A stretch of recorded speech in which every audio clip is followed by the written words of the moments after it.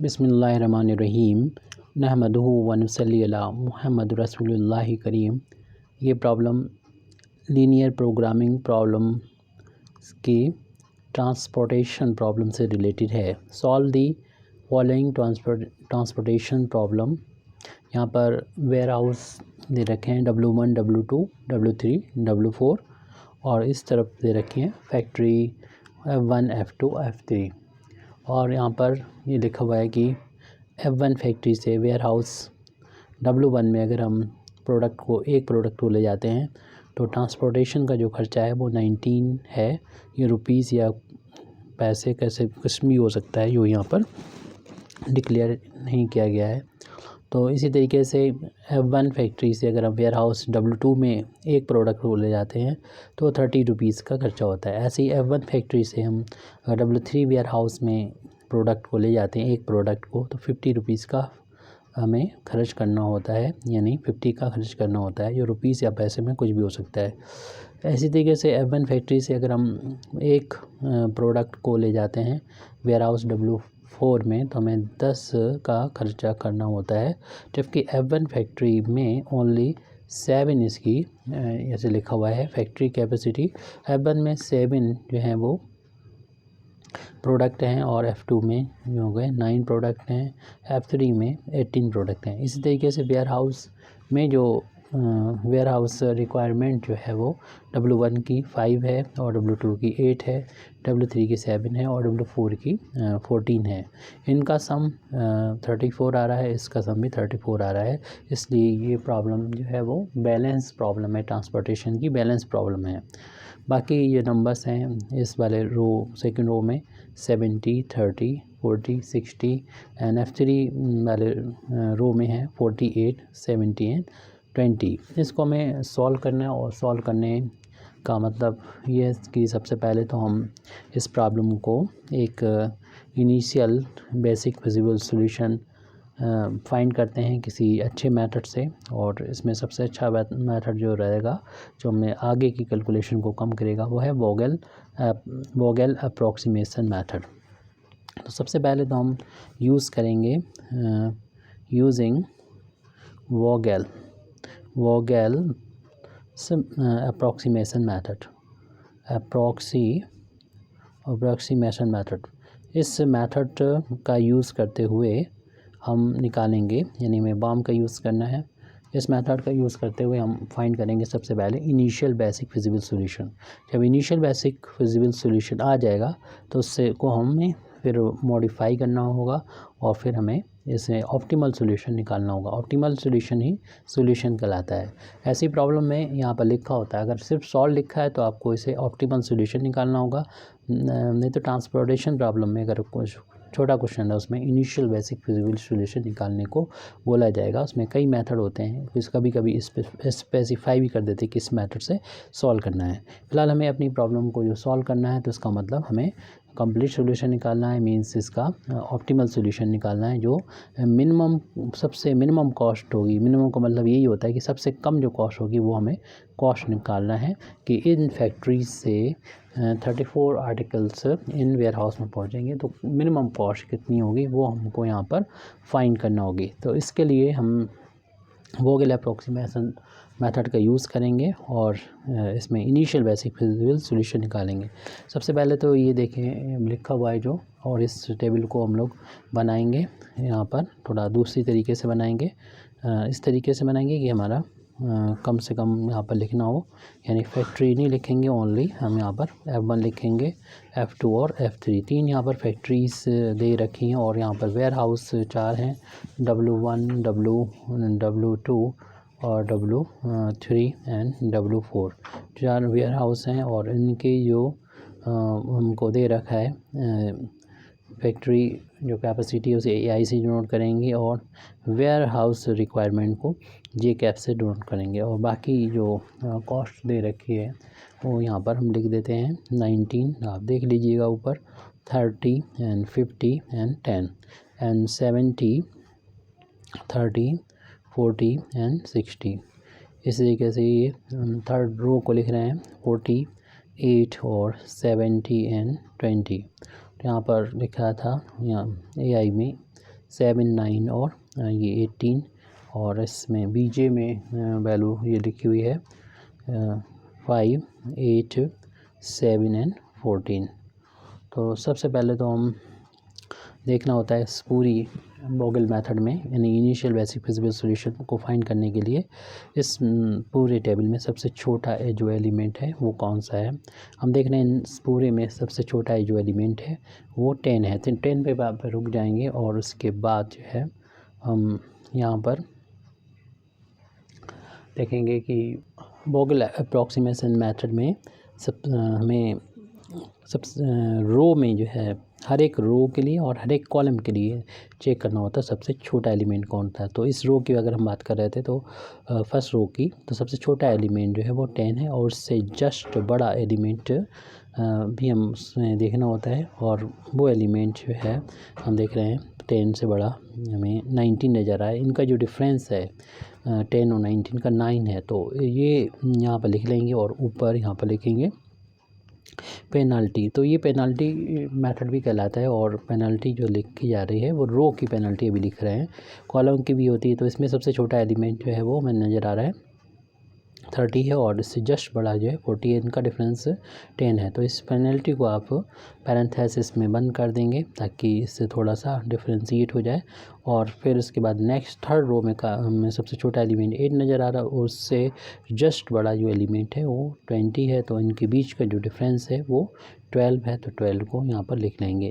जिस तरीके से हमने रो की पेनल्टी देखी है, इसी तरीके से हमें कॉलम की भी पेनल्टी देखना होती है। तो पेनल्टी अब देखना हमें पेनल्टी जो है कॉलम की देखेंगे तो इसमें सबसे छोटा एलिमेंट जो है वो 19 है, और इनका 40 इसके बाद बड़ा एलिमेंट है, तो ये इनका डिफरेंस 21 आ जाएगा।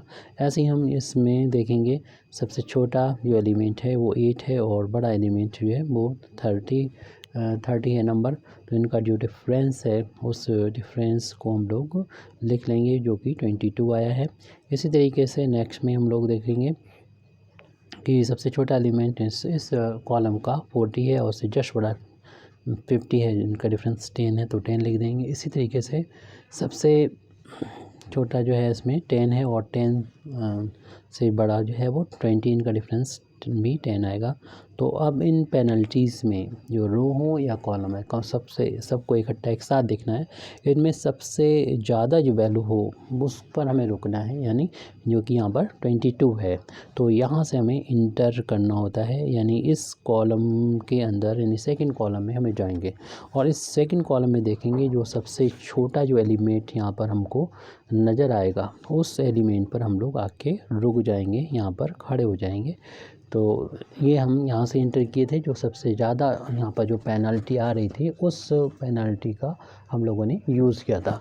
तो उस पेनल्टी का यूज़ करते हुए जब हम यहाँ पहुँचे सबसे छोटे इस कॉलम के सबसे छोटे एलिमेंट पे, तो हमें अब बाहर देखना है, यानी AI की वैल्यू कितनी है और BJ की वैल्यू कितनी है। इस एलिमेंट के लिए सामने 18 है और नीचे 8 है। इन दोनों में जो कम हो, देख रहे हैं 8 कम है, तो 8 को इसके यहाँ पर लिया जाएगा, और 8 को 8 से इस वाले 8 को इस वाले 8 से मिलाते हुए इस वाले कॉलम को हटा देंगे। जो मतलब मैच कर रहे हैं उनको हटा दिया जाएगा। लेकिन अगले हम बनाएंगे टेबल, उसमें इस 18 में से 8 को माइनस करके 10 लिख दिया जाएगा, क्योंकि इस फैक्ट्री से जिसमें 18 इसके एलिमेंट है, 18 प्रोडक्ट हैं, उसमें से 8 जा चुके हैं इस वेयर हाउस पे, अब 10 जाने को रह गए हैं, तो उसको ही बनाएंगे। तो ये सेटिस्फाई हो गया, तो इसको अगली टेबल में हमें नहीं बनाना है, हम निकालना है यहाँ पर इनिशियल बेसिक फिजिबल सॉल्यूशन। तो अब हमारे पास 3 फैक्ट्री और 3 ही वेयर हाउस बचे हैं, उनको हम अगली टेबल में बनाएंगे। तो ये वैल्यू यहाँ पर लिखी जाएगी F1, F2, F3, और इसी तरीके से यहाँ पर ये W1, W2 तो जा चुका है, क्रॉस हो गया है, तो W3 बचा है और W4 बचा है, और बाकी चीज़ों को हम लोग यहाँ पर एज इट लिख देंगे। यानी जो भी इसके जो एलिमेंट्स हैं वो सारे के सारे एलिमेंट एज इट लिख देंगे। इस W1 कॉलम के जो भी एलिमेंट हैं, जो कि हम यहाँ पर देख रहे हैं 19, 70, आप पीछे देख लीजिएगा 40, और इधर W3 के कॉलम में है 50, 40 एंड 70। ऐसे W4 के जो कॉलम होगा वो 10, 60 और 20। चेंज जो आएगा बस जैसे कि हमने बताया था कि 18 में से 8 जा चुके हैं फैक्ट्री से, तो 10 बचे हैं। इसको पहले आप लिख लीजिए, यानी F3 जो में सिर्फ 10 बचे हैं, ये वैल्यू AI की है और बाकी इसमें चेंज नहीं होगा। 7 और 9 एज इट लिख दीजिए और बाकी ये BJ की वैल्यू भी 5 है और 7 और 14 है, इनको लिख देंगे। देखिए अभी हम लोग देख रहे थे इनका जो सम चल रहा था वो इस दोनों तरफ से कितना था, 34 चल रहा था, जैसे क्वेश्चन में भी दे रखा था ये नहीं बैलेंस TP थी। अब इसमें से 8 अगर माइनस कर देंगे तो ये 24 बचेगा, तो 24 यहाँ पर बचना चाहिए, नहीं इसमें 26 बचना चाहिए, तो ये 26 यहाँ पर हम लिख सकते हैं। इनको सम करके भी लिख सकते हैं, इनको सम, या आप इसको नहीं भी लिखेंगे तब भी ये कोई फ़र्क नहीं पड़ता, क्योंकि ये वैल्यू दोनों का सम बराबर ही रहेगा।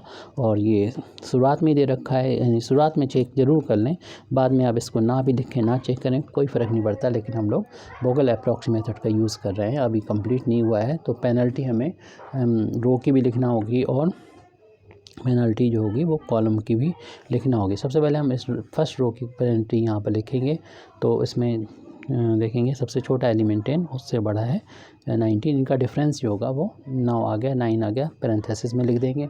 इस तरीके से सेकंड वाले रो की भी पेनल्टी देखना है, तो ये 40 है और ये 60, इनका डिफरेंस जो है वो 20 है, यानी जस्ट बड़ा इससे देखा 60 और सबसे छोटा है 20 और इससे जस्ट बड़ा है 40, इनका डिफरेंस जो है वो 20 है।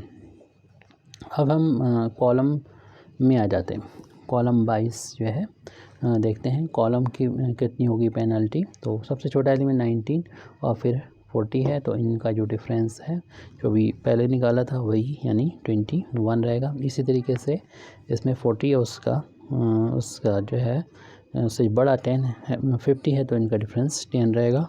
और इसी तरीके से 10 है और उससे बड़ा 20, इनका डिफरेंस भी 10 रहेगा। इसमें सबसे बड़ी जो पेनल्टी हम लोगों को देखने को मिल रही है 21 है, तो यहाँ से हमें इंटर करना होगा, इसके अंदर जाना होगा, इस कॉलम में जाना होगा और उसमें सबसे छोटा एलिमेंट ढूंढना होगा जो कि क्लियरली 19 है। तो 19 पे रुक के हमें बाहर देखना होगा जो कि 7 है, इधर बाहर देखना होगा नीचे 5 है, तो इसमें जो छोटा है यानी 5, तो उसको लिख देंगे, 5 को यहाँ लिख देंगे और 5 से 5 मिलाते हुए इस कॉलम को जो है क्रॉस आउट कर देंगे। और हमारे पास ये वाला यहाँ पर जब फैक्ट्री में 7 एलिमेंट रह गए थे, तो 7 में से 5 चले गए, 2 बचेंगे अब।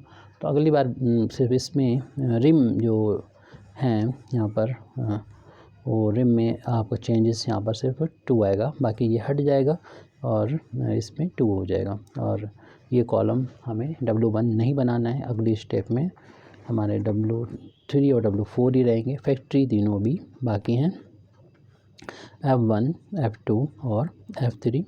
और यहाँ पर आपको लिखना है W3 और W4।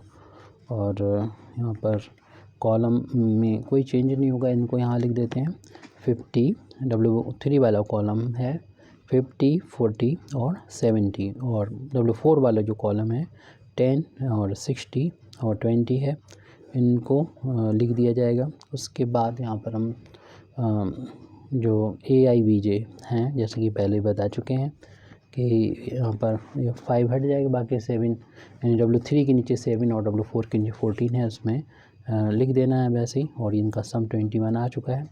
और यहाँ से जैसे कि 7 में से 5 जा चुके हैं तो 2 बचेंगे, तो हमें ये 2 लिखना है, बाकी ये 9 और 10 है, इनका सम 21 होना चाहिए, यहाँ ये लिखना ज़रूरी नहीं है।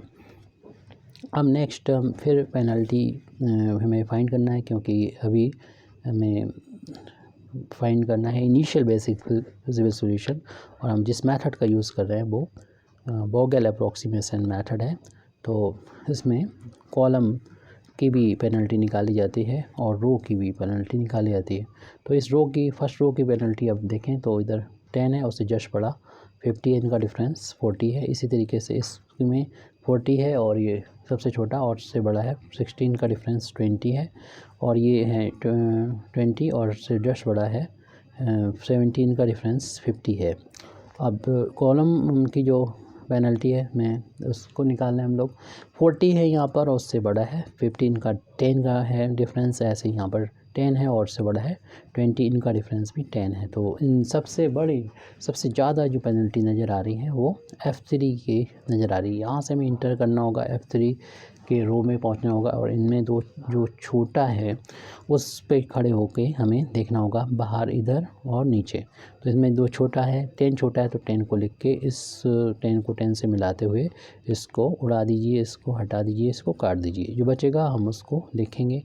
देख रहे हैं कि दो ये F1 F2 बचे हैं और W3 W4 बचे हैं। इसको यहाँ पर हम लिख देते हैं। तो यहाँ पर W3 आ रहा है और ये W4 है। और इसी तरीके से यहाँ पर जो F1 है F2 है उसको लिख देंगे, F1 F2 को लिख देंगे, और ये वैल्यू है 50 एंड 10 एंड 40 एंड 60 है। ये वैल्यू AI और इस तरफ जो है BJ है। और यहाँ पर हम लोग इनका डिफरेंस देखेंगे, यानी हम अब पेनल्टी लिखेंगे। उससे पहले ये लिख देते हैं, ये वैल्यू जो बची है 7, और इस 14 में से 10 जा चुके हैं, तो यहाँ पर सिर्फ 4 बचे हैं और इनका सम देख रहे हैं 11 आ रहा है। और हम देख रहे हैं यहाँ पर ये 2 और 9 है, ये तो 10 ख़त्म हो चुके हैं, तो 2 9 लिख देंगे। इनका सम भी 11 होना चाहिए। तो ये पहचान है। वैसे तो हम जिस मेथड का यूज़ कर रहे हैं अभी वो मेथड है पेनल्टी मेथड, यानी हम वोगल अप्रॉक्सीमेशन मेथड्स का यूज़ कर रहे हैं। अब हमें पेनल्टी की वैल्यू निकालना है। तो इस फर्स्ट रो की पेनल्टी हो जाएगी 10 और 50 का डिफरेंस 40 होगा। यहाँ लिख दिया पेनल्थेसिस में। ऐसे इन दोनों का डिफरेंस जो है वो 2 है, ज़्यादा तो है नहीं, 2 ही एलिमेंट है, डिफरेंस ही देखना होगा इन दोनों का। ऐसे यहाँ पर भी डिफरेंस ये 10 है और इनका डिफरेंस आपकी देख रहे हैं 10 और 60 का डिफरेंस जो है वो 50 है। तो इसको हम लोग नोट कर लेंगे। और सबसे बड़ी जो पेनल्टी आ रही है, तो ये पेनल्टी जो है इसी कॉलम की आ रही है। तो यहाँ से जब इंटर करेंगे, अंदर जाएंगे, तो सबसे जो छोटा जो एलिमेंट हमें यहाँ पर नज़र आ रहा है, दिख रहा है, वो 10 है। और 10 पे रुक के हमें बाहर देखना होता है राइट हैंड साइड में, और नीचे देखना होता है। इनमें जो छोटा हो, ये 2 छोटा है, 4 बड़ा है, तो 2 को हम यहाँ लिखते हैं और 2 को 2 से मिलाते हुए, नहीं जो जहाँ पर छोटा है उसको उड़ा देते हैं। ये F1 चला गया, सिर्फ अब एक ही बचा है, F2 बचा है, और ऊपर W3 W4 बचा है, जो अगले स्टेप में लिखेंगे। और यहाँ से 4 में से 2 को माइनस कर देंगे, तो 2 लिखना होगा हमें। तो F2 ही लिखना रह गया है। F2 लिखना रह गया है। ऊपर W3 और W4 है, और यहाँ पर बचा था ये 9, और इनकी वैल्यू पीछे देख के हम लिख देते हैं, जो कि 40 एंड 60 है। 40 है और 60 है, 40 60 है। और ये वैल्यू 7 और माइनस किया 4 में से 2 को, तो 2 आ गया। अब इसमें ज़्यादा है नहीं, एक ही है, तो आप इस 7 को उठा के यहाँ पे लिख देंगे और इस 2 को उठा के यहाँ पे लिख देंगे। तो अब जो है इस लास्ट में तो हमें कुछ बनाने की ज़रूरत नहीं, पेनल्टी ये कंप्लीट हो गया। अब जितनी भी हम अभी तक ये कर चुके हैं, इससे हम कह सकते हैं कि हमारा इनिशियल बेसिक सॉल्यूशन इस टेबल में होगा। तो कह सकते हैं an initial basic feasible solution to the given problem is, तो ये इस टेबल में हम लिख दे रहे हैं। तो इसमें शुरुआत में जो था वो आपको दे रखा था F1 F2, शुरुआत की जो टेबल है वो बना लीजिए, F1 F2 F3। लेकिन थोड़ा सा चेंज करके हम बनाएंगे। यहाँ पर इनको हम सेल बना लेंगे सबके, W1 W2 और W3 एंड W4। और बाहर यहाँ पर AI और इनका इधर BJ लिख देंगे। और इसमें सेल बना लें इस तरीके से। अभी सेल तैयार हो रहे हैं, ये देखिए सेल बन चुके हैं। और सेल में जो है हम अपने एलिमेंट को लिख देंगे, जैसे कि हमें आगे ज़रूरत पड़ेगी इसको मॉडिफाई करने की। तो उसी की शुरुआत कर देते हैं। जो एलिमेंट यहाँ पर दे रखे थे, ये दे रखे थे 1930, ये आपको लिखना होंगे नॉर्थ वेस्ट कॉर्नर में हर एक सेल के। तो ये यहाँ पर आ जाएगा 19। जो भी यहाँ पर कॉस्ट दे रखी थी उसको हम लिख रहे हैं 90, 30, पीछे आप देख लीजिएगा 50 और ये 10 है। और नेक्स्ट है कॉलम में रो में सेकंड रो में 70 है, और फिर है 30, 40 एंड 60, और फिर है इस वाले कॉलम में 48 एंड 70 एंड 20, 48, 70 एंड 20। और ऐसे ही हमारा AIBJ भी, AI की वैल्यू है 7, 9 एंड 18, तो उसको भी हम यहाँ पर लिख दे रहे हैं 7, 9 एंड 18 है। और ये VJ की वैल्यू है 5, 8, 7 एंड 14 है, तो 5, 8, 7 एंड 14 है। अभी ये जो हमें बेसिक फिजिबल सॉल्यूशन मिला है, इसमें पॉजिटिव एलोकेशन जो भी हमें मिले हैं उनको यहाँ पर नोट कर देंगे। सबसे पहले लास्ट में जो मिले उन्हीं को हम लिख देते हैं। ये F2 और W3 में, F2 और जो W3 है वो F2 ये है, F2 ये है और W3 ये है। उसमें एलिमेंट है 40 को मिला था 7 एलोकेशन, तो 7 को हम यहाँ पे लिख देंगे। ऐसे ही W4 में, F2 के सामने ही W4 में 60 को 2 मिला था, F2 को W4 में 60 को 2 मिला था। इस एलोकेशन को यहाँ पे लिख देंगे। पीछे जो भी एलोकेशन हमारे पास है पहली टेबल में मिला था, F3 W2 को 8 मिला था, F2 और W2 को 8 मिला था, यानी वो 30 नहीं, यहाँ पर कुछ गड़बड़ हो रहा हमारे साथ। F3 और W2 को 8 मिला था, वो यहाँ पर होगा, इसमें नहीं हुआ, सॉरी।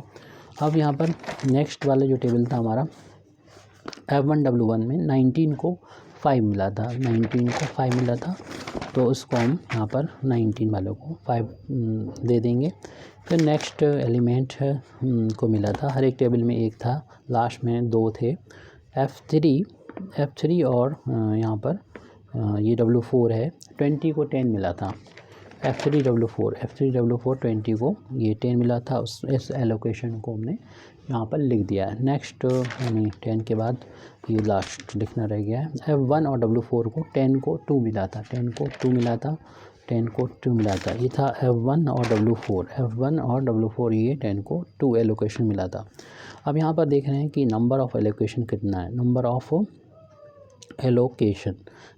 एलोकेशन गिन लेंगे, 1, देखिए 1, 2, 3, 4, 5, 6 हैं ये। अब हम ये भी चेक कर लेते हैं कि m+n-1 कितना है, यानी रो कितने हैं। रो जो है वो देख रहे हैं 3 रो हैं, और कॉलम कितने हैं, 4 कॉलम थे, उसमें से एक माइनस कर देंगे, ये फार्मूला होता है। तो 7 में से 1 माइनस जाएगा, 6 इक्वल आ रहा है। सिंस नंबर ऑफ एलोकेशन जो है वो इक्वल हैं m+n-1 के, ऐसी जो प्रॉब्लम होती है वो कहलाती है नॉन डिजेनरेट। इसलिए हम कह सकते हैं कि this basic feasible solution is non degenerate, क्योंकि हम आगे की जो प्रॉब्लम इसे सॉल्व करेंगे, इस बात को क्लियर करने के बाद ही करेंगे कि ये प्रॉब्लम जो है नॉन डिजेनरेट हो। जब नॉन डिजेनरेट होती है तब हम इसका आगे प्रॉब्लम को सॉल्व करते हैं। यहाँ पर अब हम एक स्टेप और इंक्लूड करना चाहते हैं, हालांकि आप इसको टाइम कम हो तो स्किप कर सकते हैं, और ये टाइम कम ही रहता है। LPP की जो प्रॉब्लम होती है कैलकुलेशन के हिसाब से बहुत बड़ी होती है, फिर भी अगर आपके पास टाइम हो तो इस स्टेप को कर दें। यानी हम चाहते हैं कि अभी टोटल ट्रांसपोर्टेशन कॉस्ट कितनी हो जाएगी, इसकी कंपेयर करेंगे जो हमारी ऑप्टिमल कॉस्ट होगी उससे। हम देखेंगे कि ऑप्टिमल हमेशा कम रहेगा, अगर ये ही ऑप्टिमल प्रॉब्लम नहीं है तब। अब ये है या नहीं इसको भी हम चेक भी करना होगा। फ़िलहाल अभी हम चेक कर लेते हैं टोटल ट्रांसपोर्टेशन। आप इस स्टेप को छोड़ सकते हैं। कॉस्ट कॉरेस्पॉन्डिंग अगर टाइम कम हो तो छोड़ दीजिएगा, टाइम जगह छोड़ दीजिएगा, बाद में टाइम बचे तो कंप्लीट कर दें। इस स्टेप को के लिए टाइम ना बर्बाद करें। बेसिक फिजिबल सॉल्यूशन इज़, ये कंपेयर करने के लिए ठीक रहेगा। तो इसे हम लोग को Z कहेंगे, यानी जो हमारा इनिशियल बेसिक फिजिबल सॉल्यूशन है, ये बेसिक फिजिबल सॉल्यूशन, उसका कॉस्ट कितनी होगी उसको हम टेबल पे देख के निकाल देंगे। 19 और 5 का यहाँ पर मल्टीप्लाई कर देंगे, 19 इंटू 5, फिर प्लस करेंगे। 5 प्रोडक्ट को ले जाते हैं F1 से W1 में, तो एक प्रोडक्ट 19 रुपीज़ खर्च होता है, 5 प्रोडक्ट को ले जाने पे कितना खर्चा होगा। इसी तरीके से बाकी सब, यह है 10 इंटू 2, और इसके बाद में हम लोग देख रहे हैं, इसमें आ जाइए F2 वाले में 40 इंटू 7 और प्लस का, फिर यहाँ पर 60 इंटू 2 कर दीजिए, 60 इंटू 2 हो जाएगा। इस तरीके से हमें 2 और बाकी 8 इंटू 8 हो जाएगा, 8 इंटू 8 और प्लस का यहाँ पर 20 इंटू 10, यहाँ पर हो जाएगा 20 इंटू 10। तो अब सबका मल्टीप्लिकेशन कर देंगे, यहाँ पर ये 95 हो जाएगा, और ये इनका इंटू 20 हो गया, प्लस 28 और 0, प्लस ये 120 हो गया, और प्लस 64, एंड ये हो जाएगा 200। इन सबको जब सम करेंगे तो सम करने के बाद Z की जो वैल्यू मिलेगी हमको वो 779 होगी। अब ये ही प्रॉब्लम, यानी यही सॉल्यूशन हमारा ऑप्टिमल है या फिर ये इनिशियल बेसिक फिजिबल सॉल्यूशन है। ये तो है इनिशियल बेसिक, क्या ये ऑप्टिमल है? इसे चेक करने के लिए हम जिस मेथड का यूज़ करते हैं वो मेथड कहलाता है मोडी मेथड। मोडी method means modified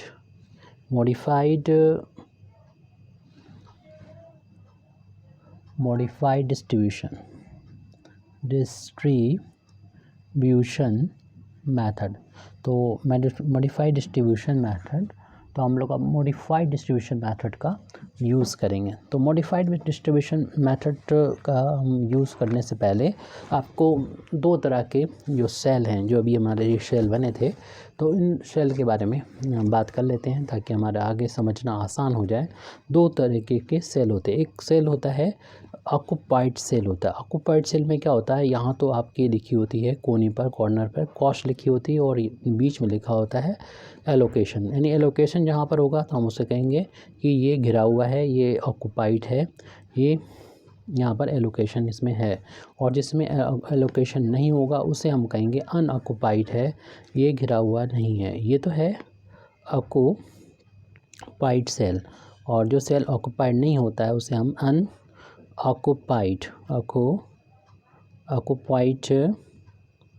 occupied cell बोलेंगे। तो इस अनऑक्यूपाइड सेल में हमें क्या करना होगा, सबसे पहले तो CIJ जो लिखा है वो तो ठीक है, और उसमें हमें फाइंड करना होता है UINBJ, 2 नंबर फाइंड करना होता है। ये हम आपको अपना इस प्रोसेस में बता दिएंगे। और फिर क्या करना होता है कि इनका जो डिफरेंस होता है, उस डिफरेंस का हम यूज़ करते हुए फाइंड करते हैं DIJ को यहाँ पर लिखते हैं, और इसे DIJ जो होता है इसको हम लोग एक नाम देंगे सेल एवल्यूएशन, तो इसे सेल एवल्यूएशन कहते हैं। तो सेल एवल्यूएशन की वैल्यू हमें हर एक कॉलम में फाइंड करना होती है। यानी सेल एवल्यूएशन DIJ की वैल्यू जो होती है वो फार्मूला याद रखिए, CIJ में से हमें माइनस करना होगा। हर एक मतलब जहाँ जिस भी हम सेल में है उसके कॉलम में देख लेंगे, UI मतलब कॉलम और रो को देख लेंगे, नीचे कितना लिखा हुआ है, सामने कितना लिखा हुआ है, वहाँ से हम इन नंबर को फाइंड कर लेंगे। हम बताएंगे तो उससे हम हर एक का लिख के ये पता कर लेंगे सेल एवल्यूएशन का जो साइन होता है उसी की बेस पर हम बता देंगे। अगर इसका साइन जो होगा वो पॉजिटिव है सभी सेल के लिए, तो हम कह देंगे हमारी प्रॉब्लम जो है वो यूनिक प्रॉब्लम है और ये ऑप्टिमल सॉल्यूशन है। अगर माना कि कोई एक DIJ जो है मतलब सेल एवल्यूएशन वो 0 आ जाता है, तो हम और वैल्यू जो है और सब पॉजिटिव होती है, तो हम कहेंगे ये हमारी ऑप्टिमल प्रॉब्लम तो है, लेकिन अल्टरनेट ऑप्टिमल सॉल्यूशन भी एग्जिस्ट कर रहा है। मीन्स इसके अलावा और भी सॉल्यूशन हो सकते हैं। मीन्स ये तब होता है जब DIJ की वैल्यू 0 भी हो। अगर माना कि सभी मतलब कोई एक भी एटलीस्ट वन भी अगर DIG निगेटिव होता है तो अब हम कहेंगे ये सोल्यूशन जो है वो नॉट ऑप्टिमल है, यानी ऑप्टिमल नहीं है। तो इसके लिए हम अपनी प्रोसेस को अब शुरू कर रहे हैं इस प्रॉब्लम के लिए, इस सवाल के लिए। तो इसके लिए हमें एक टेबल बनाना होगी और हमें चेक करना होगा ये। तो ये जो टेबल पहली ये बनी हुई है हम इसका भी यूज़ कर सकते हैं, या इसको आप अलग से और बना लीजिए, क्योंकि हम इस मेथड का ऑप्टिमिटी टेस्ट कर रहे हैं कि ये ऑप्टिमल होगा या नहीं। तो ऑप्टिमल टेस्ट के लिए फॉर ऑप्टिमिटी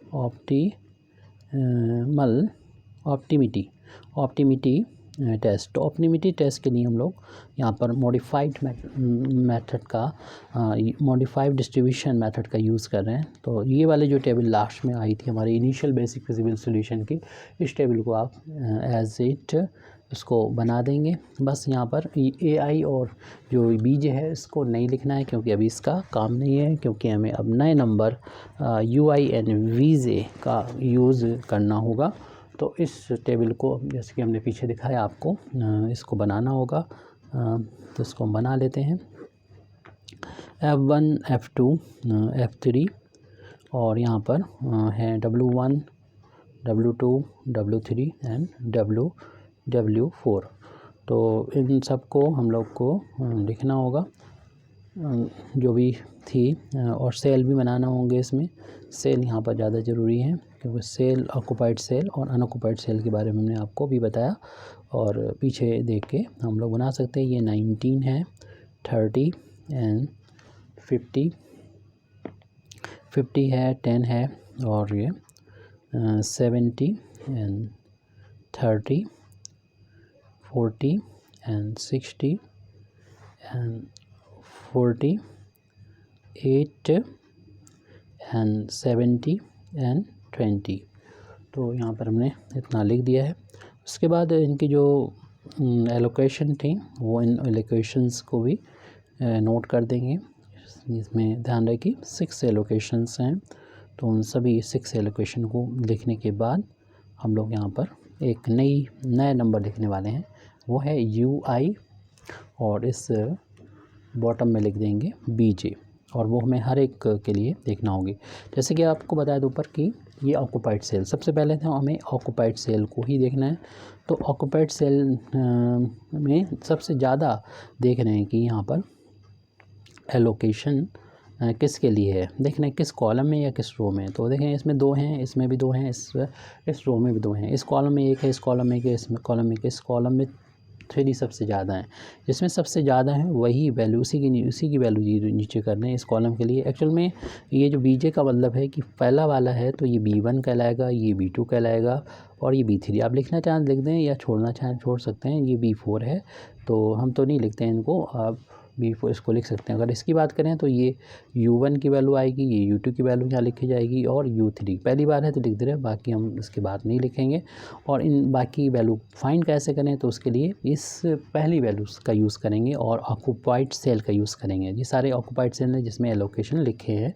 तो देखिए 0 में मिल गया है। अब हम अगले ऑक्यूपाइड सेल में पहुँचते हैं, और उसके बाद 90 डिग्री पे सामने आ जाते हैं, और इस में से यानी 20 में से 0 को माइनस करके लिखेंगे। तो देख रहे हैं कि ये 20 के ही इक्वल आएगा। तो इसको यहाँ पर हमें लिख देना चाहिए कि ये वैल्यू जो है वो 20 के बराबर आ चुकी है।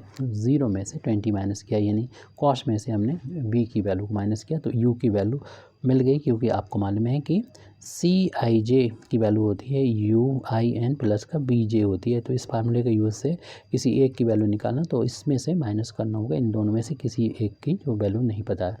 तो अब इस वैल्यू को पहले हम कंप्लीट ले लें। हम इस एलोकेशन के साथ आगे इस वैल्यू का यूज़ करते हैं। अगला एलोकेशन ये है, तो 60 में से माइनस करेंगे तो ये वैल्यू 60 हो जाएगी। ऐसे ही इसको रख के सामने देखेंगे, ये एलोकेशन दिख रहा है, तो 10 में से 0 को माइनस करेंगे 10 आ जाएगा।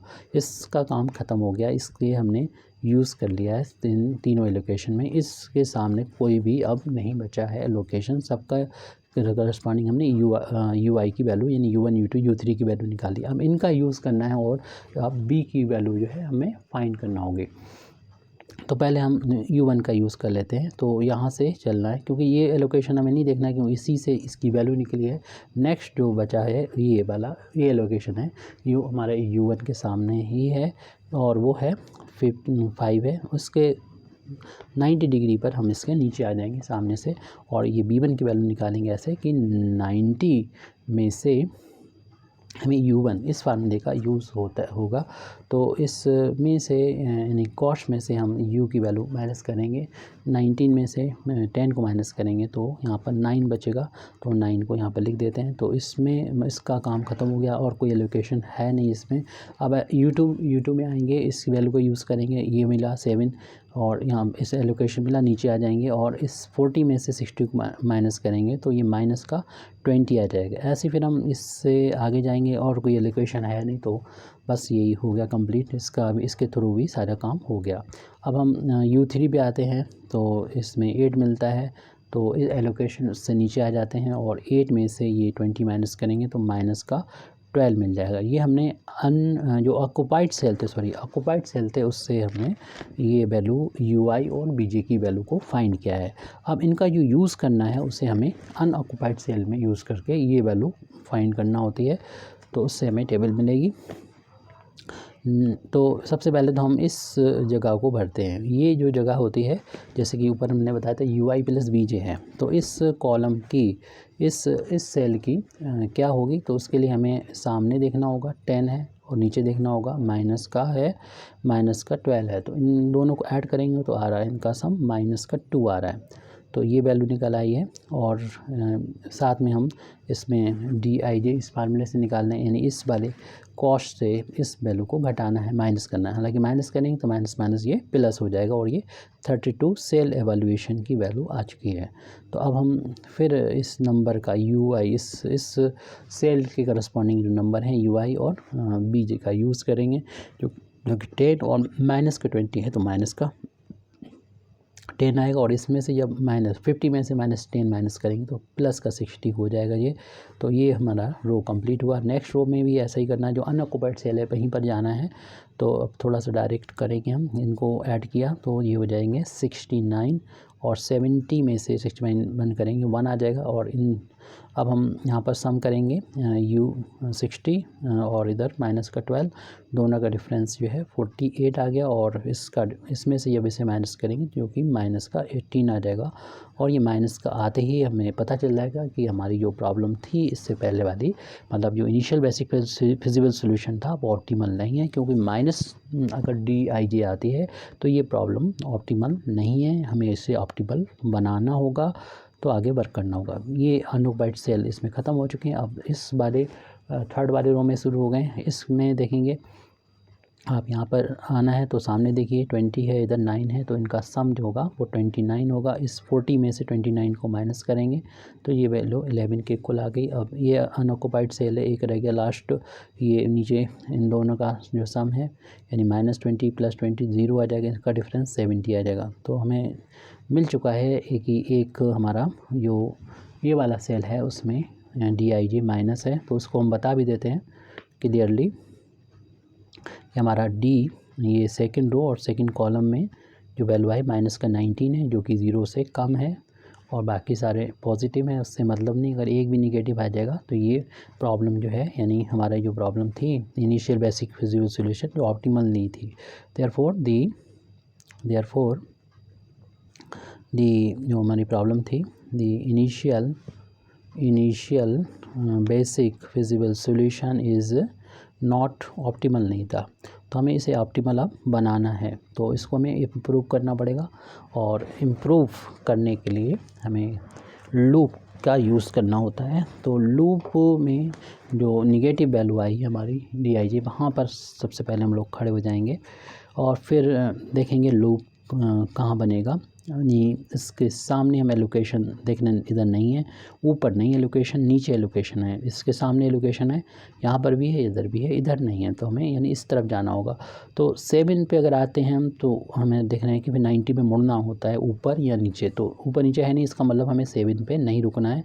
तो उसके बाद इधर ही बचता है 2, तो यहाँ पर जाना होगा, यानी इधर से स्टार्ट करेंगे आप और 7 को फानते हुए क्रॉस करते हुए आगे पहुँचेंगे 2 पर आ जाएंगे, और 2 के बाद चूँकि हमें यहाँ पर नज़र आ रहा है 10, तो इस ऊपर भी आ रहा है, लेकिन अगर हम ऊपर पहुँचेंगे तो ऊपर जाने के बाद हम 5 पे इधर आएंगे। 5 के बाद नीचे जाने का रास्ता नहीं, क्योंकि जहाँ से शुरू किया वहाँ पर पहुँचना ज़रूरी होता है। तो इसलिए हमारे पास एक ही रास्ता है, जो हम नीचे 10 पर आएंगे।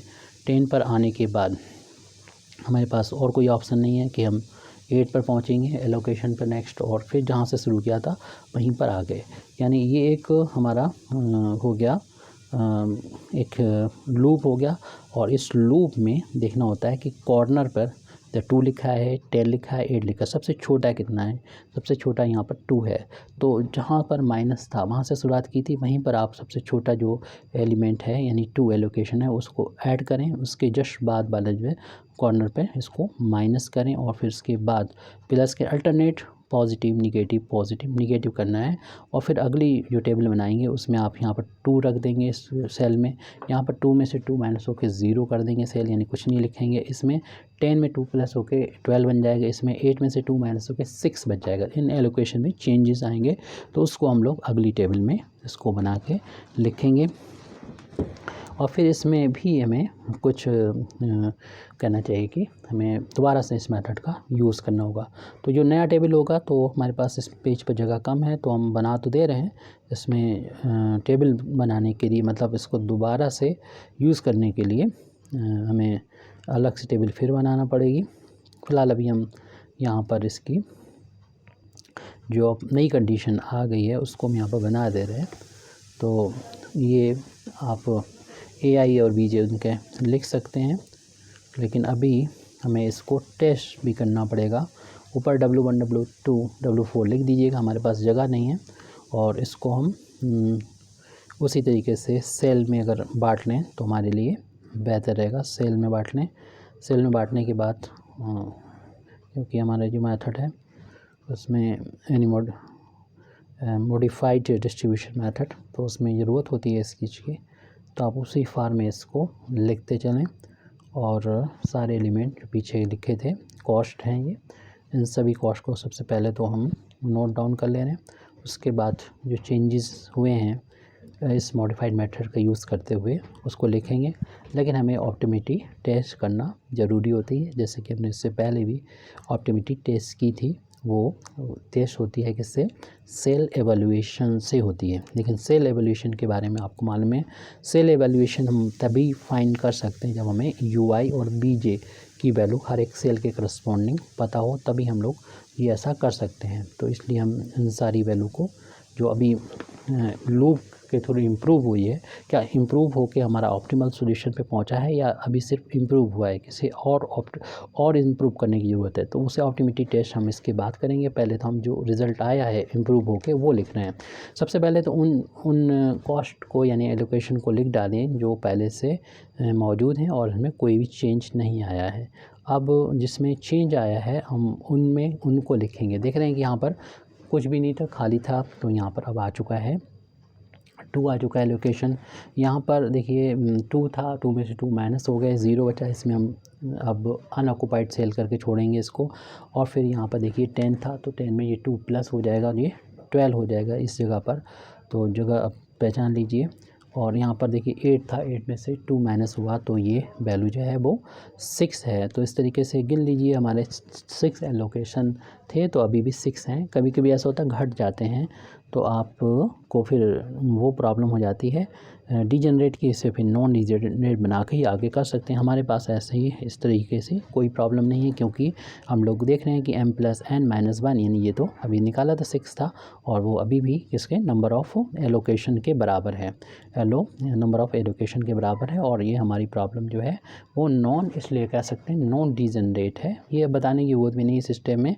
और आप AI और BJ की जो पीछे वैल्यू थी 7, 9 और 18 यहाँ पर लिख दीजिए, और इधर 5, 8 और 7, जैसे कि हम अभी बता चुके हैं आपको। और इधर 14 है कि ये प्रॉब्लम जो अभी आई है ये इम्प्रूव हो क्या है, क्या ये इम्प्रूव प्रॉब्लम ऑप्टिमल है या नहीं है।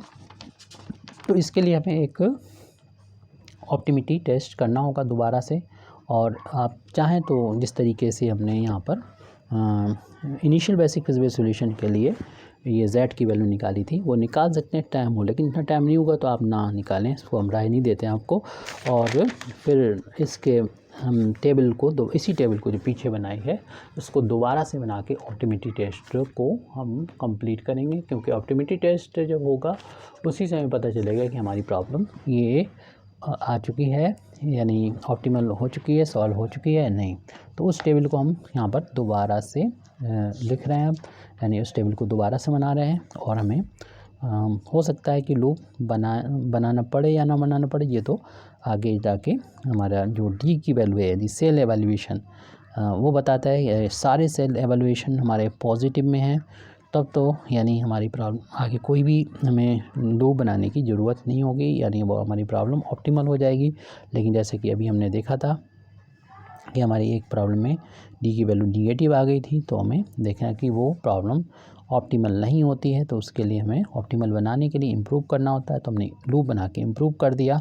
अब इसको फिर इम्प्रूव हो के क्या ये प्रॉब्लम जो है वो हमारी ऑप्टिमल है या नहीं, तो उसको हमें चेक करना होता है, यानी ऑप्टिमिटी को टेस्ट करना होता है।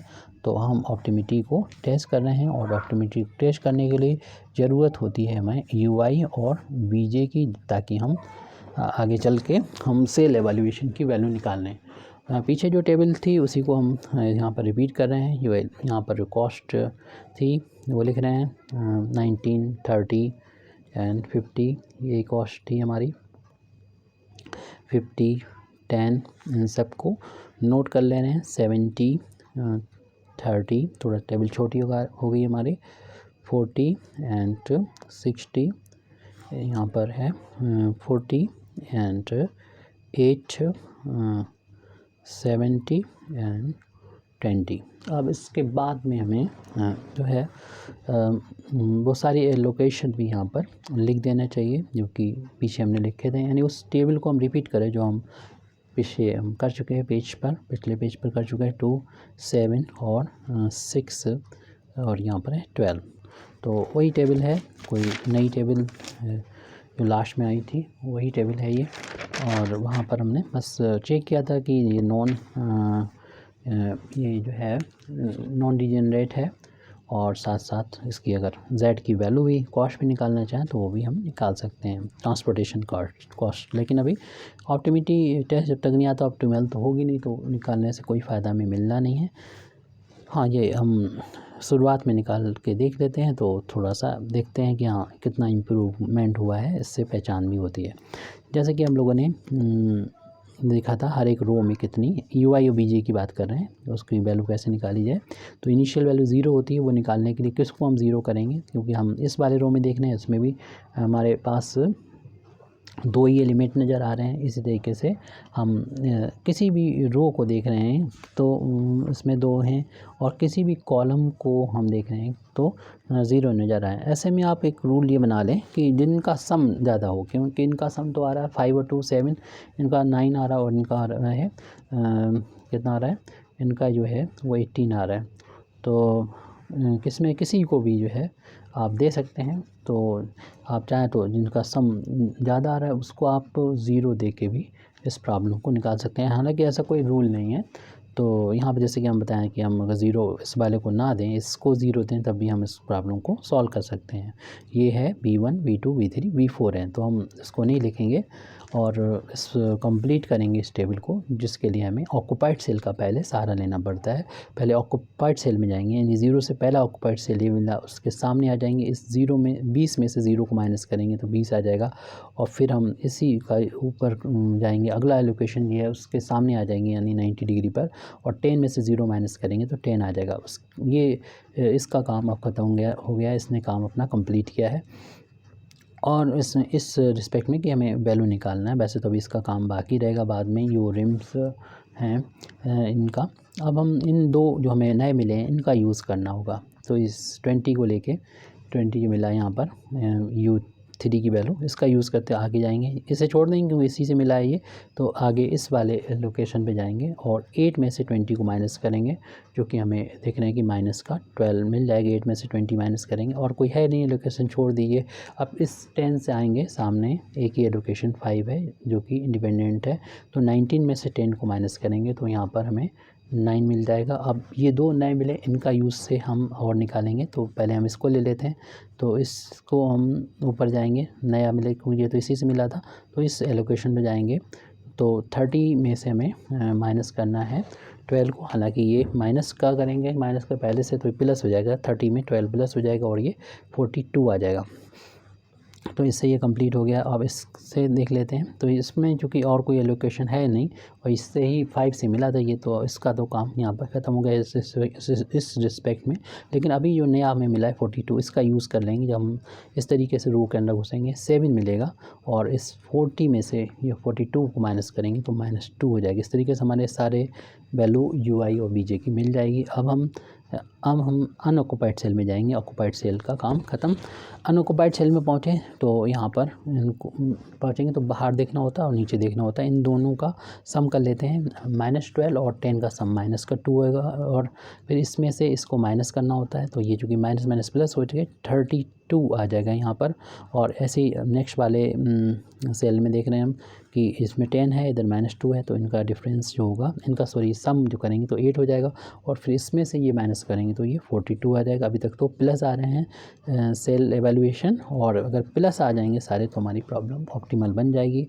तो यहाँ पर अब इन दोनों को जोड़ना होगा। इसमें नीचे 9 लिखा है, इसमें 42 है, इनका सम करेंगे 51 हो जाएगा और 70 में से 51 को माइनस करेंगे तो ये 19 आएगा। ऐसे ही हम इस वाले को देखेंगे अनऑक्युपाइड सेल को, ये 42 है, इधर 0 है तो इसका 42 आएगा और इसमें से ये माइनस करेंगे तो हम देख रहे हैं कि 18 आ रहा है। और इस एलोकेशन पर पहुँचेंगे तो इधर 20 है, यहाँ पर 9, इन दोनों का सम हो जाएगा 29। 40 माइनस 29 इक्वल टू 11, ये वैल्यू हो जाएगी सेल एवेल्यूएशन की वैल्यू हो जाएगी इस सेल के रिस्पेक्ट में। लास्ट अनऑक्युपाइड सेल ये है, तो इसमें 20 और माइनस ऐड करेंगे तो ये 18 आ जाएगा और इसमें से ये माइनस करेंगे तो ये वैल्यू हमें 52 मिल रही है। हमारे लिए बहुत अच्छी बात है ये, कोई भी सेल एवेल्यूएशन निगेटिव नहीं आया, सारे पॉजिटिव हैं, तो इसका मतलब सॉल्यूशन हमारा ऑप्टिमल है। इसी चीज़ को हमें लिखना होगा। तो since all dij greater than 0 है, बड़ा है, तो जो चल रहा है हमारा ये बेसिक फिजिबल सॉल्यूशन, जिसे हम कहेंगे the current basic feasible solution is optimal. ये सॉल्यूशन ऑप्टिमल है, यानी इससे कम हमें फिर अब कॉस्ट नहीं मिल सकती ट्रांसपोर्टेशन की, तो इसको हमें निकालना होगा। और हम देख रहे हैं कोई भी जो है dij जो है वो 0 के बराबर नहीं है। नो dij इक्वल टू 0, तो इसलिए हम कह सकते हैं no dij does not equal to 0, no sorry कि कोई भी dij जो है वो 0 के बराबर नहीं है। तो हम कह सकेंगे dij 0 के बराबर नहीं है। अगर 0 के बराबर होता कोई तो इससे क्या होती कि ये हो जाती सॉल्यूशन जो है वो अल्टरनेट सॉल्यूशन में निकल आता, क्योंकि हम देख रहे हैं कि सभी जो है वो dij 0 के बराबर नहीं है। तो यहाँ पर ये जो सॉल्यूशन होगा वो यूनिक सॉल्यूशन होगा। हालांकि हमें इस बात को बताने की ज़रूरत नहीं, अब मेरा मेन फोकस हमारा रहना चाहिए इसकी जो ऑप्टिमल वैल्यू है वो बताने की, और यहाँ पर जो प्रॉब्लम है किस तरीके से हम लोग कहेंगे कि ऑप्टिमल प्रॉब्लम आ चुकी है, उसको कैसे शो करेंगे, तो वही यहाँ पर लिख देते हैं। 10 optimal basic feasible solution to this या गिवन ट्रांसपोर्टेशन प्रॉब्लम इज़।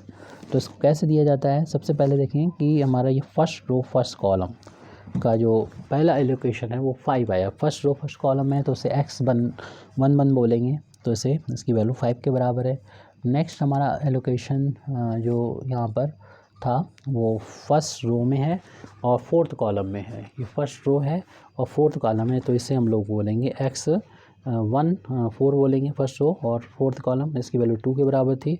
उसके बाद नेक्स्ट है सेकंड रो और सेकंड कॉलम में है तो इसे x22 बोलेंगे, 2 के बराबर है। फिर सेकंड रो थर्ड कॉलम में है जो कि 7 के बराबर है। इसके बाद हमारा ये थर्ड रो और सेकंड कॉलम है तो इससे हम लोग बोलेंगे थर्ड रो सेकंड कॉलम में जो कि 6 के बराबर होगा। और फिर लास्ट है ये थर्ड रो फोर्थ कॉलम में, थर्ड रो और फोर्थ कॉलम में ये है 12 के बराबर, तो इसकी वैल्यू तो आ गई 12। और फिर उसके बाद हम लोग यहाँ से निकाल लेंगे मिनिमम, इसे मिनिमम करेंगे क्योंकि ये मिनिमम z है, क्योंकि ये ऑप्टिमल प्रॉब्लम है इसलिए। और जिस तरीके से पहले इंटू किया था 19 इंटू यानी कॉस्ट का, इसमें ये एलोकेशन आया है 19 इंटू 5, फिर प्लस करते जाएंगे 10 इंटू 2 प्लस, फिर इसके बाद नेक्स्ट जो है 30 इंटू 2, ये 30 इंटू 2 कर लेंगे प्लस, फिर इसके बाद देख लीजिएगा 40 इंटू 7 है प्लस ये 40 इंटू 7 है। उसके बाद है 8 इंटू 6 है और फिर लिखेंगे 20 इंटू 12, तो 8 प्लस 8 इंटू 6 है और प्लस का 2 इंटू 12। जितने भी हमारे थे ये यानी 6 होने चाहिए, 1 2 3 4 5 6 हैं। अब इंटू कर लेंगे, ये तो 95 आ जाएगा और ये 20 है और ये 60 हो जाएगा प्लस का 280 हो जाएगा, इसका ये 48 हो गया और प्लस 240 होगा। इन सब का सम कर लेंगे, कैलकुलेशन कर ही लेंगे आप, कोई प्रॉब्लम नहीं है। और ये वैल्यू आ जाएगी 743, ये ट्रांसपोर्टेशन कॉस्ट है। देखिए जो हमारा इनिशियल बेसिक मिल सॉल्यूशन निकला था उसमें जो कॉस्ट आई 779 थी, लेकिन अब इससे कम आई है और इससे कम हो नहीं सकती है क्योंकि सबसे कम यही है कि कोई ऑप्टिमल है 743। Thank you very much Indeed for listening me व आखिर दामाना अल्हम्दुलिल्लाहि रब्बिल आलमीन।